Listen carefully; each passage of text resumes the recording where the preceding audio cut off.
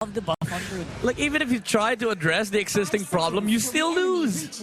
Like, the Bruno and Dig will just melt anybody on the lane. Even the Grok will feel the damage of the bombs. And the thing is, if you try to soak up the damage of the bombs, you just increase the damage onto the mid game for Miko. And then Ryze is just gonna clean up house with that lethal counter. All right, so far the math goes over to Omega's side. Let's see if they can close it up here with a sweep against our super rookies and maybe get in contention still for the upper bracket. Game number 2 is upon us, and look at how fast Ryzen cleaned up his purple. But just to say, wow, Sensui did that too. Yep, that's Karina for you. That was some leashing for you. Of course. It's Karina action, even though Miko helped out with the purple buff take. But there you go. Maybe sitting the gold lane, Kelra will always have the advantage. Really hard for Onyx to deal with this lane because the range advantage is on the side of Smart Omega, and actually the damage as well. Yeah, you can't do this all day. Omega can. So it's also a question of whether or not Omega can push the damage into them since they're playing under the tower. You can see Rapido kind of blocking up that wave so that Kelra and Miko can't reach them. I love the fact that they're not even trying to freeze the wave. They're just like, no, just let Kelra farm, do his thing, take a grab, get some gold from the shields. And even though, you know, Nets is having the same amount of farm that Kelra is getting, the gold is going to become a factor here after the first, after the first turtle, because Omega will shift the focus towards that gold lane. I'm wondering, this first turtle is looking like a 3v3 because there's no way Miko's leaving Kelra up there. No, you can't leave that guy up there with a Grok around him.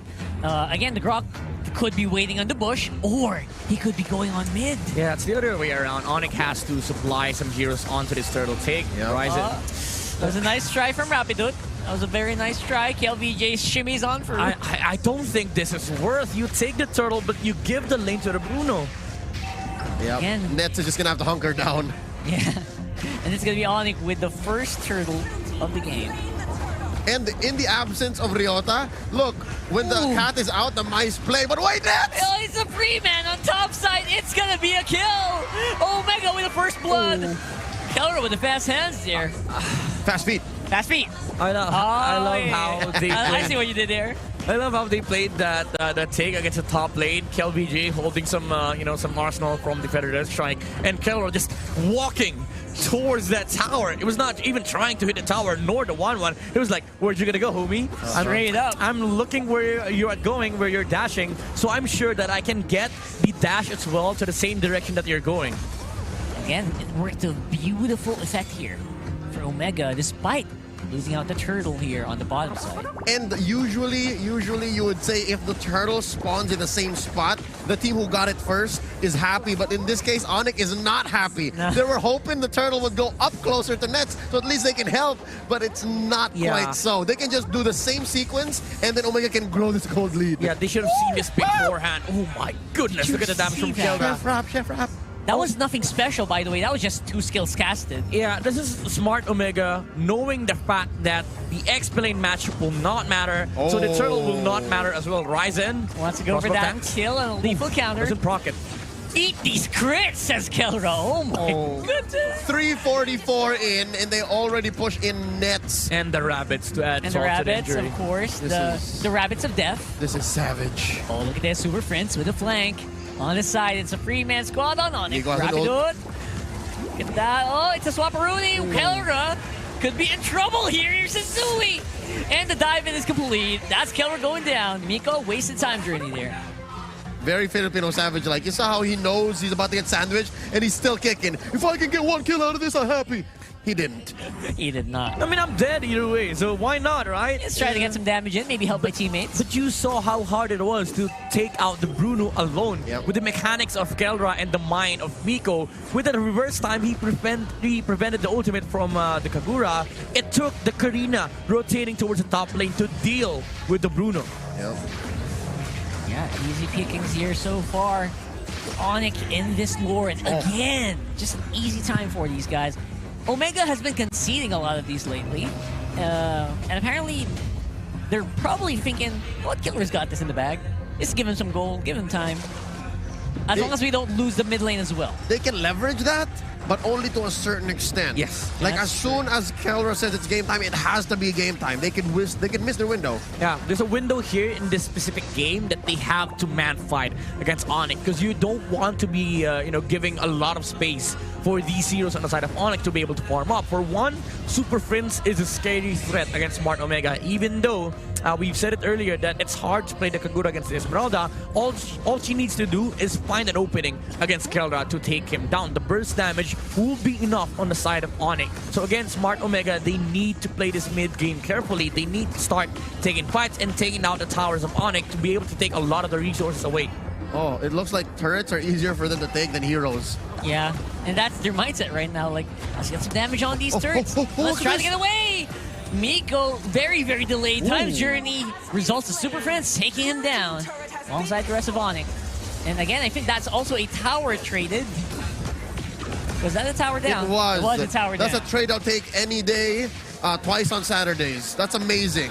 And Miko gold. for a turret? Hell yeah. Yeah, give me some gold. I mean, it has to feel bad for Miko, but you're gonna be happy with that, you know. If you're the Diggy, you're fine with dying. You don't even care. You know, the bounty decreases, even though the stacks, the damage from the bombs will reset. Half, yeah. That's the beauty of Diggy, you know. You're gonna be happy either way. If I lose the damage stacks, okay, I'm not gonna get kills, but the bounty is gonna get reduced on the side of Onyx. So it's not worthwhile for Onyx to try and continuously take out the Diggy. But if you don't take out a Diggy, the bomb damage increases. That's right. So pick your poison, right? Yeah. Either way, you're happy for Miko. Yeah. So who's going to be happy with this next turtle, though? That's a big question. This could be turtle number 3 for Onyx. Yeah, none so far for Omega. I'm wondering if this is the time, if this is the window they're looking for. Is this it? Is this the time that Kelra sinks that damage onto the juicy targets of Onyx? Looks like Ryzen still going to be able to finally get that away from Onyx. It's a mid lane push here. Omega using that brand new turtle buff to get damage on the Rapid Dude and the tower. Kelra's good damage on the turret evaporates with just a few hits. Phantom Scarlet now up for the Bruno Nets. Very good positioning here, but Kelra, fundamental gameplay, you know. Don't walk over areas you don't have any vision of. So Kelra will be safe on the Bruno. That's a nice long walk for the Bruno. Was able to save himself from nets. Even though the damage wouldn't have been enough, you know, it won't hurt to just play it safe. Yeah, it was like NT.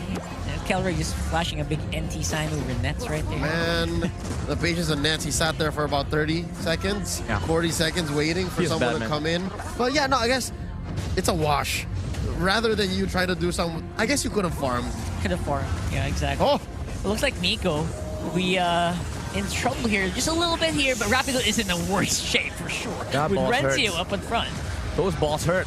Yeah, Feather Airstrike will be, again, not really useful at a time when Onyx just does not want to engage. And there's no traps as well being set by Omega yet. So it's just Omega just trying to buy time again for Kelra to get those one hits in. Oh, they're fine. Oh, they saw Bruno. It was like, nope, nope. Bad idea. Rather not. Thank you. Ryzen, I'm just kidding, man. Come on. Oh, yeah. You can't take a joke, bro. Come on. Oh, look at that. Lightning Crunch on Super Prince. He's a bomb waiting to explode. And again, one more time to clear the minion wave. That will be KelVJ. Waiting for the next turn. Lord. This is good positioning. Look at this. Oh, no. Spotted out. Prince. Mechanics as well, and you know the fundamentals. Game Make sure that you check everything you don't have any vision of. So that's gonna save a lot of heroes for Onyx Philippines. With Omega again, it's go time for them. Kelra is a huge monster at the moment, even though Nets is catching up in terms of farm. Actually, Onyx PH has done a fantastic job on catching up with farm in relation to Omega's pressure in the early to mid game. Yeah, Nets has been super careful if you think about it. Like, not really showing himself on the map that much. Very patient. And again, key to this is Super Prince keeping it down. He is a revelation. He's brilliant the way he's playing this Kagura. But, oh no, what's brilliant's gonna do to pure speed? Yeah, the wall of bunnies just does not want to let anyone in. Those are added heroes on the side of Omega. Like, it's 8v5 right now. Huge vision. 9v5. You can put out 4? 5. Maximum 5. Oh my goodness. Well, with the cooldown reduction from both the Enchanted Talisman and the boots, of course, So that's an issue for Onyx PH because nobody wants to step on that, especially Miko as it died after that initial death on the bottom lane. Now, Bruno is going for the Blade of Despair instead of the usual Windtalker or Malefic Roar. He wants raw damage against Onyx PH. And guess what? This Blade of Despair is more value than the Malefic Roar because aside from the armor, they do have a lot of poke damage from the side of Omega. So the HP bars on the side of Onyx will always fall below 0.5%, which will proc more damage from the Blade of Despair because of its passive. Chef Rap tried, but Miko obliged. No knock-ups. No knock-ups for today. And looks like that will be Feather Airstrike used, obviously, but Lord will be taken care of for the meantime. More minion waves. And beautiful counter on the Wild Charge from the Gra, just by a single tap. So, if you think about it, it's a pretty good trade here overall for Omega. They are getting some good gold, but the Onyx is on the defense. He just cannot absorb these hits, though, from KLVJ. They're starting to hit like a truck. Nets needs to be careful. Here's a Wild Charge again, possibly. Reverse time will stop him a little bit in his tracks. And again, Rapid with, you gotta be careful, man. The damage from Omega is not a joke. Yeah, I have to say Nets has to be careful. 3 hits from the Feathered Airstrike, he's down. Oh, you count it? Yeah, you count it. It's a condition for Onyx. They need to wait out for the Feathered Airstrike from KLBJ, but the main problem is he's on a roll. KLBJ will always have the Feathered Airstrike. I think that's only 12 to 16 seconds cooldown, so Omega can continuously do this against Onyx. Oh, man. Looking at Omega's lineup, there's very little CC on them. It's just pure damage, the threat of death. Oh, what a variable amount of damage being put out by Omega. Clean, precise tower-taking capabilities from the Barangay. Pushed it. And they're going up straight to the top, taking out these inhibitor turrets like it's nobody's business. This is difficult being Nets in a game like this, man. Oh, Nets, just spot it out, bro. Oh my goodness, that's half HP from just a Spinaroonie. Can't use it on anybody. Oh! And a flicker critical from Galera's Bruno! Just like art in motion. That was a clean goal. What did you say? 3 pops on the Farsa? No, dude, just one kick. Yeah, 1 ball. It was One ball. It was like okay, I have 1 goal in mind, and he got that kick perfectly. Flickering in, making sure that the 1-1 is down, and now Omega can take this base against Onyx Philippines, even though Nets is spawning right now. The pokes are going to be coming out from Omega. Oh, wow. So hard. Whoa, that's a beautiful manipulation there of the tank. Stroke of genius on Rapido, delaying the push. Not enough, though. It's inevitable. Oh. Okay, Ryota trying to get some damage in, but no. Nope. Basically ignored by the shield from Renzio there from the Frost Moon shield. Speaking of inevitable, this Lord is just gonna go straight to Omega. There's very little contest coming in from Onyx. Especially with the Digi on their side. Like there's nothing that will scare Omega at this point. Damage output from Super Prince though is a different question. But all they need to get is the vision for smart Omega. So Onyx, they're finding it hard because of these bunnies coming out from Onyx. I mean from Miko. So much vision will deny any attempt from Onyx to attack that area. This is a masterful draft by Omega. Again, they haven't won yet, but in practice, the results speak for themselves. 8K ahead, literally, there's very little answer.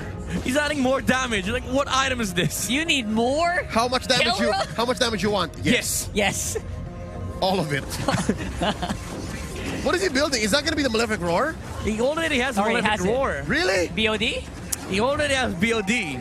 Can you not use two? So I think he's going for DHS, I believe, because you want to be able to build up attack speed and damage against HP-based heroes or like Hasclaws? Sustainability, could be. Yeah. Endless Battle. More damage with the passive. Yeah, because Endless Battle just answers all of the above. You just say all of the above. You want HP, you want damage, you want life steal? Speed? Yes. Everything. All right. So here we are, possibly the last fight here. If Onyx cannot take care of this Lord. There goes the Feathered Airstrike. Ryota, he's going straight into KLVJ's face, but he's ignoring it. Ryota's down here. Oh, survives. Ryota's going to be able to survive, but how long can Rapido do that? He's so low. He gets taken out, and the base is next. That's it. Looks like that's it. That's a 2-0 for the Barangay. And Omega gets 3 points in the fight against Onyx. Not only do they secure their playoff spot, they did that yesterday. tonight they avenge themselves from the round 1 defeat to Onyx. Beautiful display from the Barangay, a masterclass performance from early to mid game. We've said that this is gonna be a huge threat against Onyx, like the base defense